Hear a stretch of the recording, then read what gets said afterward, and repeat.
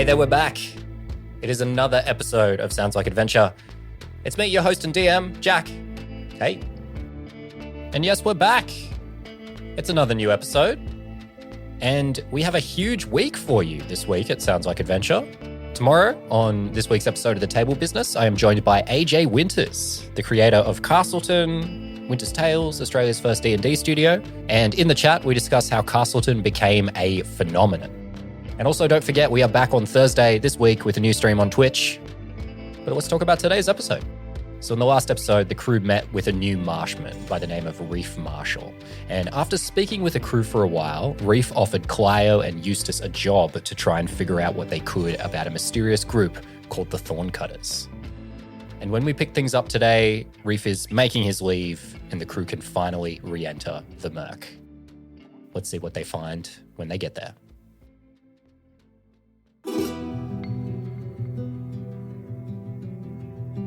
So as we join you, the five of you have just met a marshman by the name of Reef Marshall. He's a blue-skinned Triton who carries a revolver, or as the marshmen call them, hammers. He looks at the ground and he starts to speak and he says, "Well, I've taken up enough of your time here, and I've got a prior engagement. So with that there gate open, I think this is where we part ways." Takes his hat off again, does another subtle, respectful bow to Drea. And he says to all of you, "The Thorncutters are dangerous, and they're bold with their violence. So if you see any signs of danger in the Murk over there, it might be them." Did we, contact you? You talk to the Drea. Oh, boy, yeah, I suppose you're probably not going to be around Drea all the time. But maybe we could meet we could have a rendezvous at the floating markets, a regular check-in. Okay. All right. I like that. That sounds good. We can meet. I'll scope it out. I'll find a quiet area so people don't see us interacting like that. We got to keep, don't want to blow your cover. Yeah, well, like you said, we blend in. It's true. Don't you fret, Mr. Reef. The dreadnought and the droplet are on the case. Is that what you call yourself now, Droplet? Yeah. It's got a ring to it. It does. It does. I thought it was waves. Wait. Oh, yeah, I said working. Oh, it doesn't get hung up on the name now. I've told them. Wavelet. Nah, that doesn't work. We'll workshop. But we're on it. Right? For now, you know what? Yui is fine. I think I like the droplet more, but we'll workshop. He leans down and he hoists the body of the kobold spanner onto his shoulder.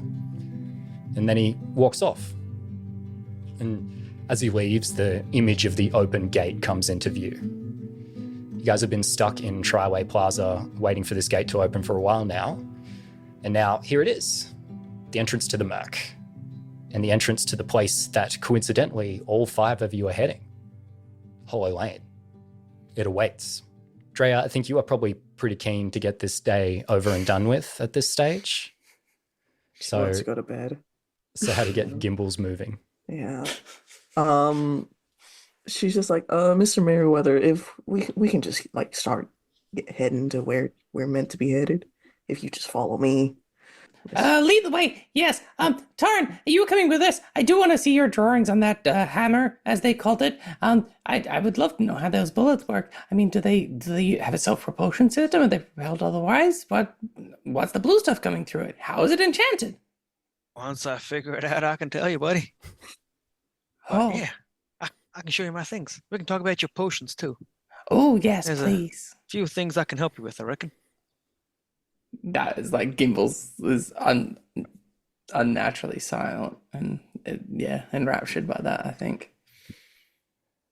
And Eustace and Clio, you guys are all heading to the same location. Do you guys tag along? I think Clio will she's just sort of supervising. She's got motivation now. She's begrudgingly going, but if Eustace wants to run ahead, she's remembering that comment before, if it makes him happy. Do you think, Kyle, are we gonna get to sleep in an actual bed? Yeah, it could think so. I think it could happen. Cool. But the hammocks, they're pretty comfy.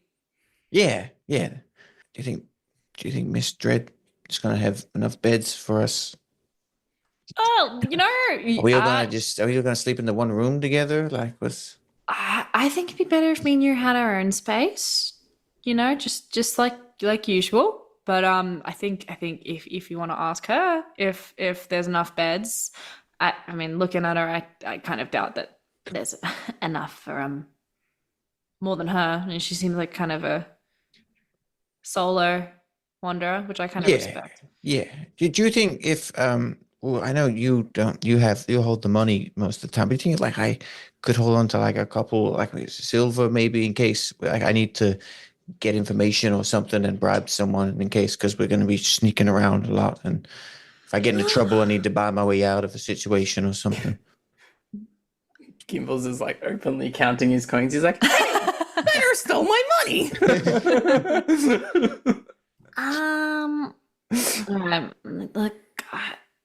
Look, if you got to get yourself out of a jam, then yeah, fine. All right, take what do I have? But we just got 10, didn't we? Just received Yeah. 10 gold. I assume that'd be in gold pieces. You know what? I'll give him a gold piece. Whoa. Now, hey, now listen, this doesn't mean you can go off because I know Rich boy. you've been going on and doing some stuff that I haven't known about. So whatever you do with it, just don't do anything stupid. Like I trust you, but nothing stupid. No, I promise. No, this is only for important things or emergencies. so- responsibly, okay? It's not on books. If you're in a jam, that's it, okay? He tucks it. Where does he tuck it? That's probably just deep into his pocket because he doesn't really have anywhere else to tuck it. And then slaps it and runs up ahead to walk alongside Drea. And Claire will just sort of, you see her like kind of just rub her face a bit, roll her eyes, take a deep breath in, and just keep walking at the back of the group.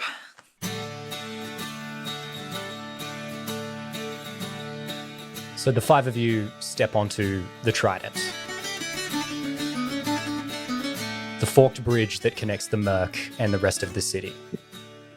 The bridge is wide, big enough to accommodate the masses of people who travel on the bridge every day. It bustles with activity as you pass through the gate. You see people passing, tradesmen, merchants, caravanners. But people aren't idling in this space, they are commuting. And as you continue along the bridge, it opens into this wide descent, 50 feet across. It is a huge tiered ramp with 2 sets of stairs on either side, and it descends down into the Murk. It has no name, but for the people of the Murk, if the bridge is the Trident, this descent is the Shaft. And from here, the Murk fully comes into view. Laid out before you is a snaking wooden walkway that cuts low through the trees. They call it Serpent's Way. And all around it, the district of the Murk grows like an organism. Makeshift structures built on top of each other, splintering walkways splitting off the main path to create neighborhoods where the ground is sturdy, and the glowing lights of artifact-powered technology. Gimbals, this is your first time seeing the Murk. How do you react? Gimbals probably looks around and he's like, wow, this is like so different to the universe. Like there's things floating all the time in the university, but there's so many lights here. Like I said before, I thought it would be like really just dark and dank, but it's not. Taryn, is this how this is all the time? Is it all the time? It's like things just flowing and energy everywhere? Pretty much. Oh, wow. I need to learn more about this. This is so different from magic. Maybe this is what I need to. Can you help? Help with learning This. all this. Yeah. What I can help with. I want to know how to make things. You're talking to the right person. It's like kind of puffs out his chest. It's like,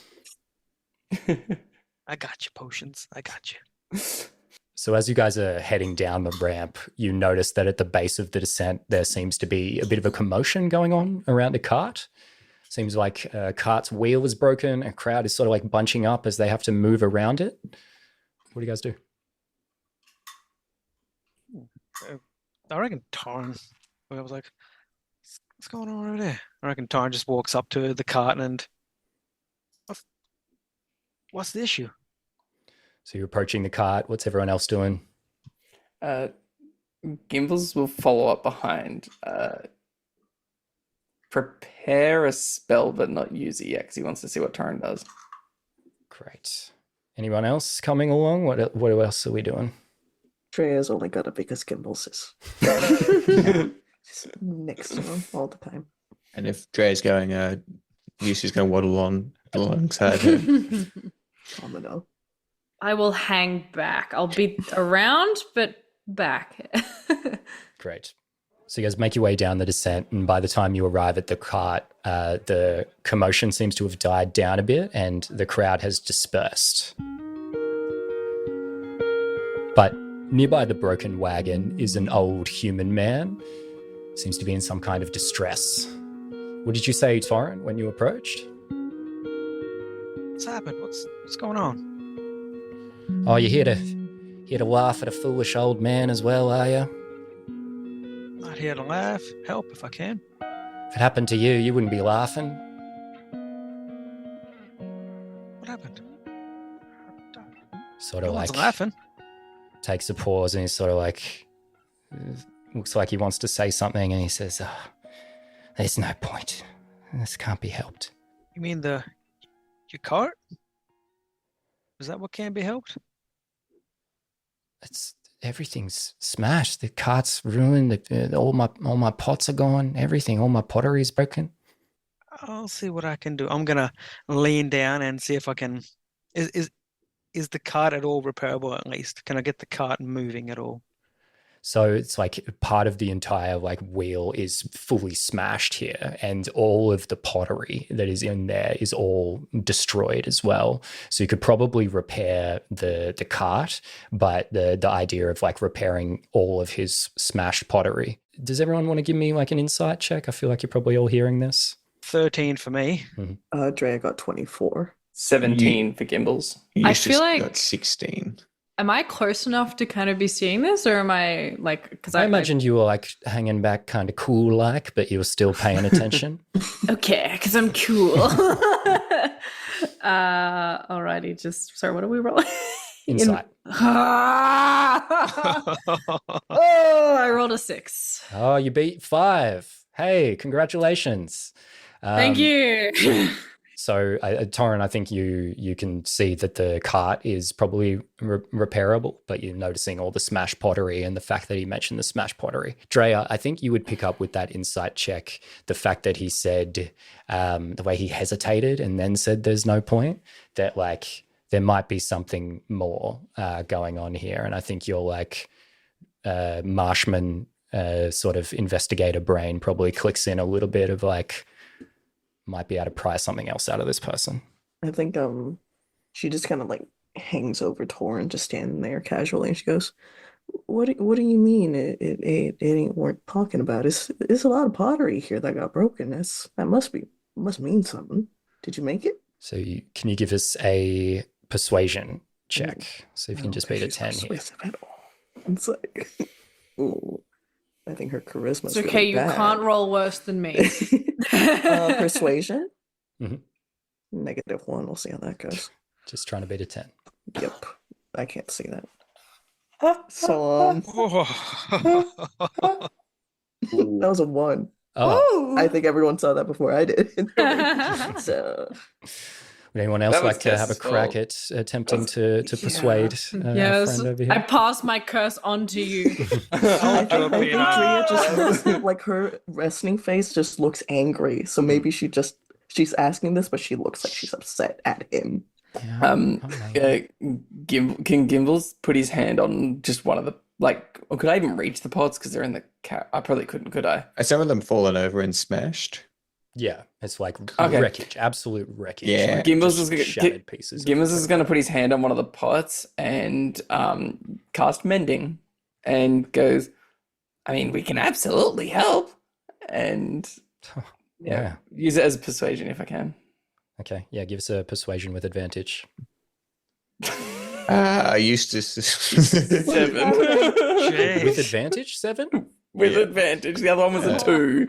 So Used to just gonna Blah, duck blah, down blah, and, blah, and pick blah. up some of the broken pieces. I probably shouldn't share this, but some of the fancy stores Cleo and I have gone into, I saw that the pieces were almost like broken intentionally and like put together with like gold leaf to kind of make them look pretty. So you could make them look prettier. Like they might even look better after you're done with them.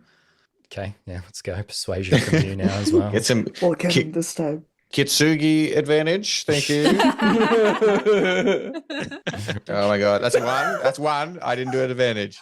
Oh, 11. I give my curse to you. Oh, boo. Okay, yeah, we'll give you advantage on that one then. And he goes, he takes he's got the fixed pot in his hand and he listens to what you said. And then he's like,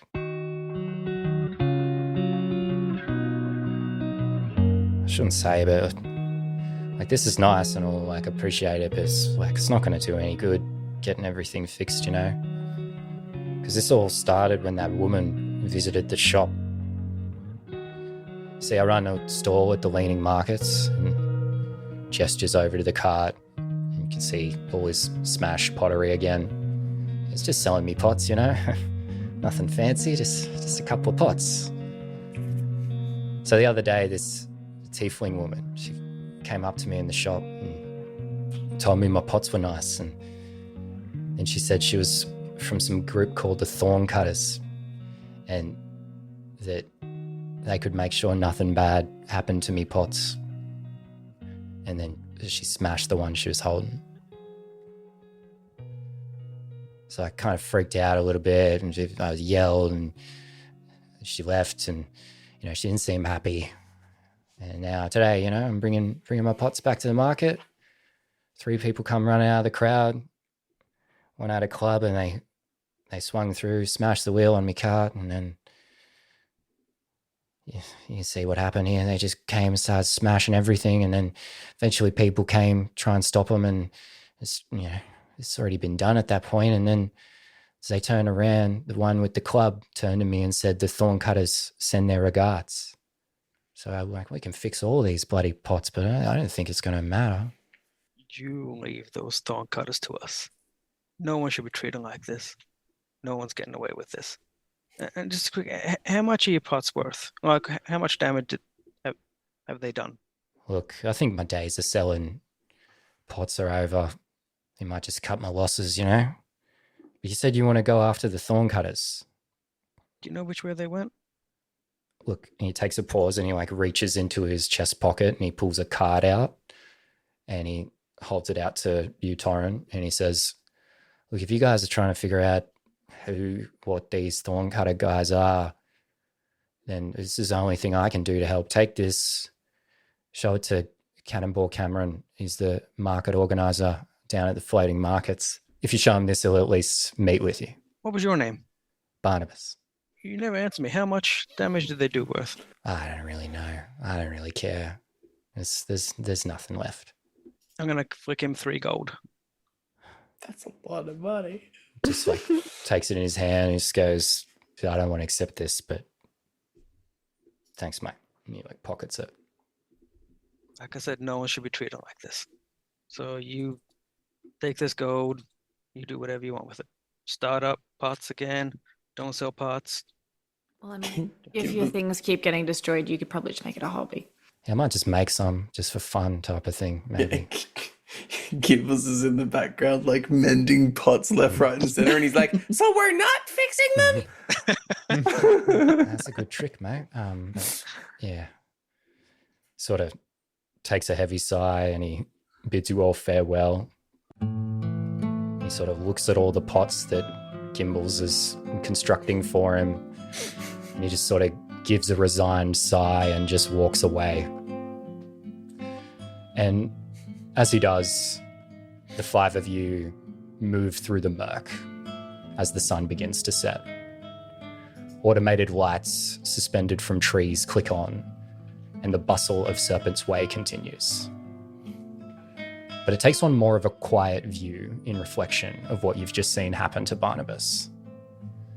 You see street vendors with sizzling hot plates cooking every kind of local cuisine that you could imagine.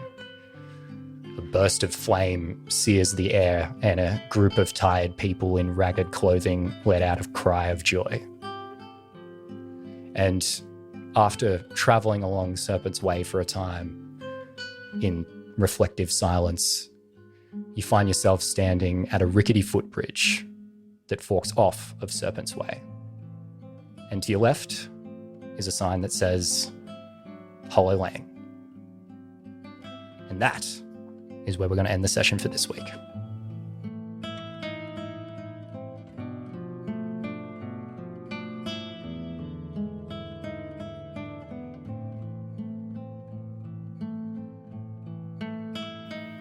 And something of a somber end for this week's episode of Sounds Like Adventure.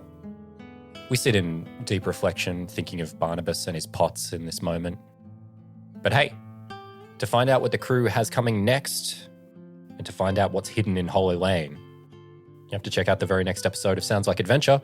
It's going to be right here in your podcast app or on YouTube. You can check the stream out on Twitch. It's all over the place. But hey, with all that in mind, catch you in the next episode of Sounds Like Adventure.